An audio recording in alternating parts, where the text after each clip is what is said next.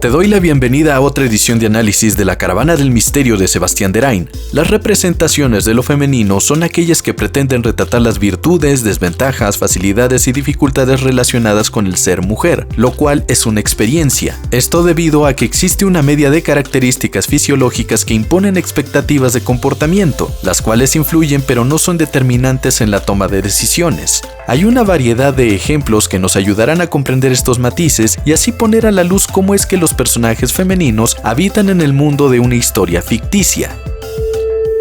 Lo primero de lo que tenemos que hablar es la relación del personaje con su propio cuerpo y cómo es que aprende a reconocerlo desde su propia experiencia en el mundo, así como a través del aprendizaje desde la perspectiva de otras mujeres. La psicoanalista francesa Christiane Olivier hablaba en su libro Los hijos de Yocasta cómo es que las mujeres atraviesan un proceso de transformación en sus cuerpos, pasando de uno completamente plano y pálido a otro que resalta por sus formas. Precisamente por ello es que es muy habitual toparse con representaciones de lo femenino que atienden primero el cuerpo a partir de su voluptuosidad. Personajes como Jessica Rabbit, Sedusa, Miss Heath, Black Widow son personajes que utilizan a su favor esas nuevas formas que sus cuerpos han adquirido y que son bien valuadas por gente con poder. Hay casos como los de Alcina Dimitrescu, en donde sus formas resaltan demasiado y otros personajes como el Duque hacen referencia a ello. Como tal, el personaje no obtiene ventaja de esas formas, es un simple deleite visual para una parte de los espectadores, o en este caso los jugadores de Resident Evil Village. Y seguro cada quien tendrá sus ejemplos de cómo hay personajes que simplemente están allí para verse bonitos. Pero también las formas de un personaje pueden servir como contraste. Por ejemplo, en Star vs. las Fuerzas del Mal, se tuvo la comparación entre Jacqueline Thomas y Star Butterfly, en tanto una tenía un cuerpo mejor torneado y una actitud más madura, en contraste con Star que lucía más aniñada en todos los sentidos.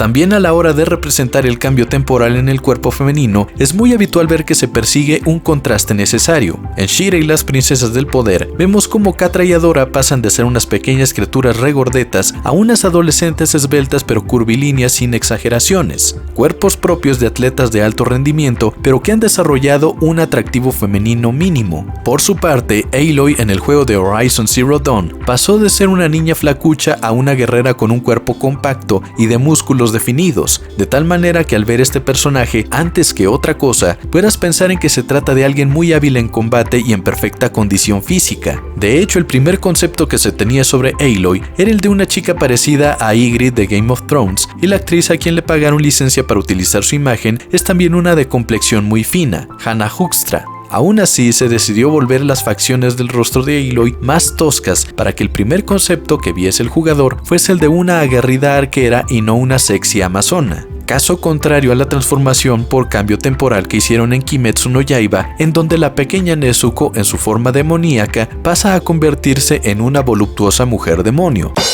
No obstante, estas no son las únicas transformaciones que vemos en las mujeres. También se encuentran las transformaciones de mujeres que pasan a ser madres y cuya distribución de grasa altera sus proporciones con vientres y caderas más abultados, con una apariencia más suave, dejando claro que se trata de una persona cuya etapa más vertiginosa ha concluido y tiene mayor estabilidad. La apariencia de las madres es una bastante popular, notándose en personajes como Dahlia Blythe, Trudy Proud, Rita Loud, Melinda Jones o Rose Quartz. Me parece que con este último personaje, la transformación de lo femenino adquiere este valor simbólico de lo materno. Pasa de ser una atractiva y pequeña mujer a la que todos ignoran, a ser una figura materna de apariencia gentil, suave y confiable. El transcurso de los años y las ocupaciones de una familia hacen que mantenerse delgado sea algo muy difícil, así que una representación muy frecuente de ello es engordar a los personajes y permitirles envejecer, como sucedió con todas las madres de los Rugrats. Los personajes nunca fueron bonitos, todos estaban asquerosos, pero eso era parte del encanto de la serie. A pesar de ello, se hace notar que existe una mayor energía en la primera serie que en la de los Rugrats crecidos, donde ya cada madre no trabaja más duro sino más inteligente. De cualquier modo, podemos observar que no por verse más rolliza, una madre va a ser más comprensiva y cariñosa, pues Mel Jones era muy distante con Coraline, y Odalia era una madre opresora. Sin embargo, ambas madres estaban ocupadas con sus respectivos empleos. Por lo regular, cuando vemos madres que ya tienen hijos o hijas de 10 años o mayores, si se conservan delgadas, esto suele ser asociado a que los personajes ponen el trabajo y sus propios intereses por encima de los de sus hijos, como sería el caso de Audrey Bourgeois en Miraculous Ladybug o Ming Lee en Turning Red. De hecho, a la madre de Chloe la podemos contrastar con la madre de Marinette, Sabine Cheng. Una madre solo se preocupa por su estatus y verse bien, mientras la otra se dedica más a la vida en familia. En el caso de Ming Lee, ella tiene sus actividades en el templo y busca preservar una imagen respetable con una sobreprotección hartante sobre la pobre Mei, debido a que asume potenciales problemas de adolescencia como los que ella sufrió a la edad de su hija, que en Turning Red simbolizan la rebeldía furiosa de Ming Lee contra su propia madre.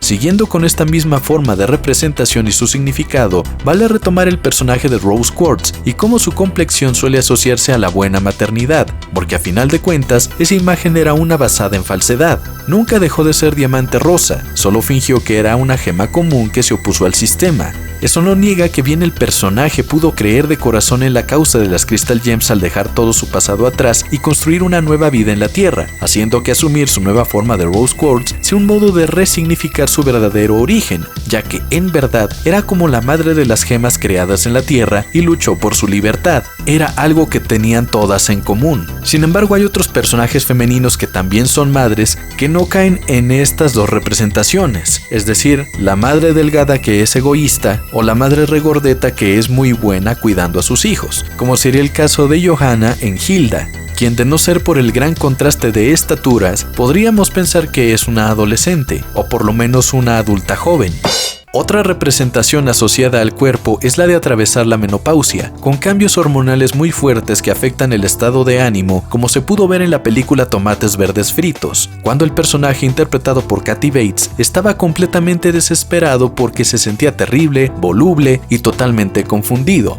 ¿Y quién para orientar a otra mujer sobre su cuerpo que una mujer más experimentada? Iggy Threadgood, su anciana amiga, le dice que esos cambios que está atravesando son completamente normales, pero su gran aporte es hacerle ver que puede apropiarse de una crisis como esa para mejorar las cosas en su vida. La rutina es lo que la tiene sofocada y triste. En orden para superar el sofocamiento y la tristeza, tiene que romper esa rutina, así que ya no deja que su marido pase de largo de ella para sentarse a comer en la sala mientras mira el partido de béisbol. Le exige la atención que como esposa se merece, hasta hace ejercicio. Es maravilloso lo que una mujer puede hacer por otra. Algo muy frecuente en la experiencia femenina es la debilidad relativa respecto a los hombres. Si bien una mujer entrenada podría superar a un hombre sedentario y flojo, lo cierto es que la mujer promedio no aspira a vencer en competencias físicas al hombre promedio.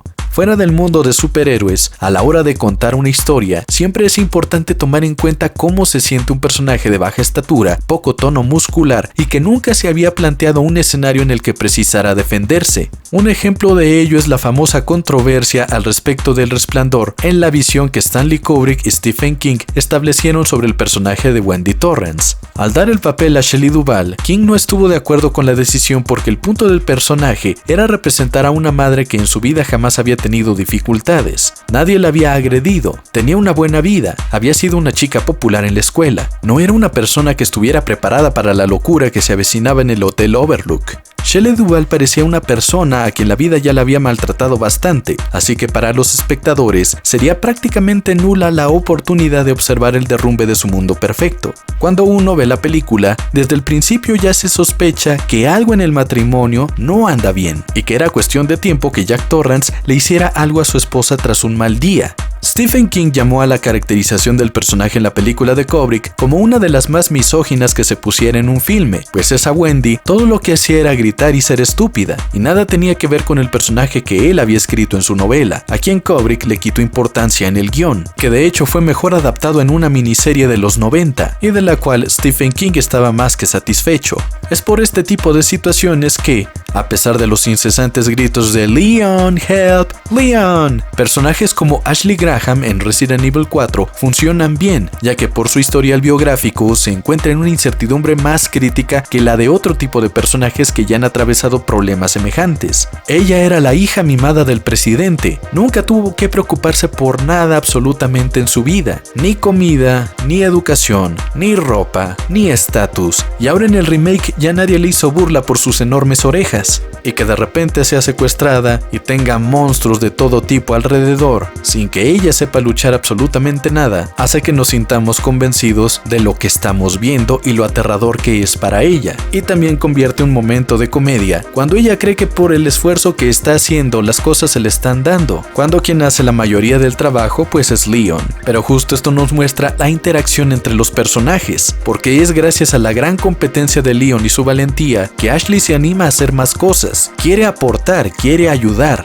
Hablando de videojuegos, en el de Square Enix, Life is Strange, podemos ver cómo es que la desventaja física juega un papel muy importante, pues varios personajes femeninos son víctimas de intimidaciones, amenazas, secuestro y asesinato. Personajes como Kate Marsh o Max Scofield son de baja estatura y complexión delgada. Si un vigilante empieza a gritarles o un profesor loco la somete, no hay mucho que puedan hacer para defenderse. Lo mejor que pueden hacer es respaldarse unas con otras y hablar sobre gente con mayor autoridad en esperanza de que sus agresores las dejen en paz. El asunto con Kate es que a este personaje la drogaron en una fiesta y le tomaron un video mientras se besaba con diversos extraños. Debido a ello, la pobre fue acosada con comentarios obscenos y todos estaban compartiendo el video por el puro mame. Esto trajo consecuencias familiares para Kate, sus tías, su madre, todos conservadores y puritanos. Con todo el mundo insultándole y burlándose de ella, tú como jugador tienes la opción de aminorar esa carga borrando los insultos en la pizarra fuera de su dormitorio, borrando del espejo el link al video después de un baño, hablar con otras chicas para que no compartan más el video y estar allí para que cuando Kate reviente por tanto estrés,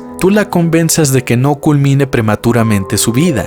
Dentro de esta situación tan miserable, podemos observar a Kate sufriendo los estragos de haber sido criada para desarrollar el síndrome de la niña buena, así que pese a que claramente es la víctima, su familia le reclama por lo que sucede en el video y ella, en lugar de reaccionar con ira y defenderse, se siente más acongojada y culpable. Es lo que sucede cuando uno es educado con una educación así de férrea y cristiana. Uno cree que el mal siempre se encuentra dentro de uno y no en el ambiente, al menos cuando el cristianismo es tergiversado o ciertas citas se toman ad literam.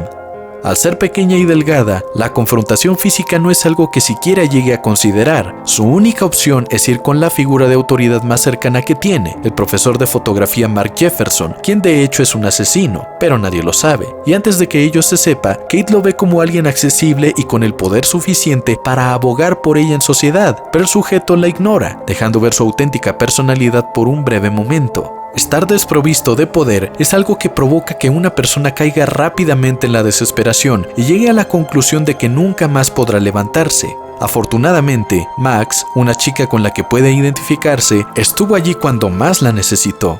Una experiencia semejante la vivió Retsuko cuando se unió a un grupo de idols. En este caso, se trató de un acosador obsesionado con la pequeña panda, llegando a hacerla sentir amenazada hasta en su propio hogar. Retsuko veía en la música el modo idóneo para canalizar sus frustraciones y tristeza, se divertía, se desahogaba y también comenzaba a tener un proyecto económico. Parecía un ganar-ganar. La cuestión es que Retsuko no se había tenido que enfrentar antes al terror de lo desconocido, toparse con un extraño de intenciones dudosas que además se creía con derecho a intervenir en su vida para deteriorar su tranquilidad.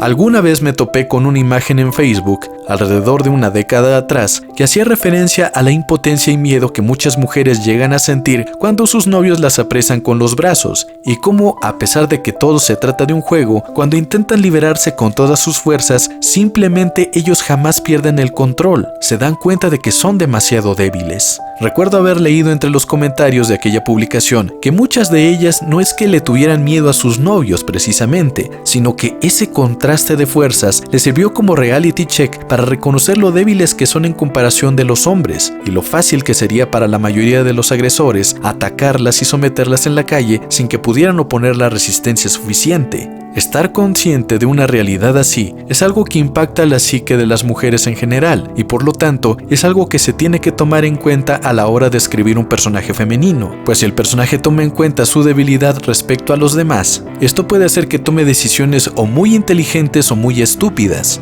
La opción completamente es del autor, y tomar esto en cuenta hace que el personaje sea uno mucho más complejo. Por esto y todo lo anterior, es que solemos ver que a las mujeres suele dárseles poderes mágicos muy poderosos para compensar esa debilidad física. En la reciente Unicorn Warriors Eternal lo vimos con Emma / Melinda, en los Teen Titans lo vimos con Raven y con Starfire. Sailor Moon es básicamente eso, poderes mágicos a chicas débiles, que además no rebasan los 17 años de edad. Todo ello implica una conciencia sobre la desventaja femenina, por lo que es propio de las mujeres elegir mejor sus batallas contra gente más fuerte. Buscan modos de engañar sus adversarios para vencerles, como cuando en la película de Aladdin, la princesa le hace creer a Jafar que se enamoró de él gracias a que el genio cumplió su deseo. O cuando Natasha Romanoff finge estar completamente sin esperanza para que el villano se regodee de su triunfo y le brinde información útil para derrotarlo en la película de Black Widow. La feminidad tiene su complejidad. ¿Qué otros tipos de representación de lo femenino te has encontrado? En fin, si el video te gustó, regálame un pulgarcito arriba y suscríbete a mi canal porque el amiguismo es la onda. Sebastián Derain para servirte.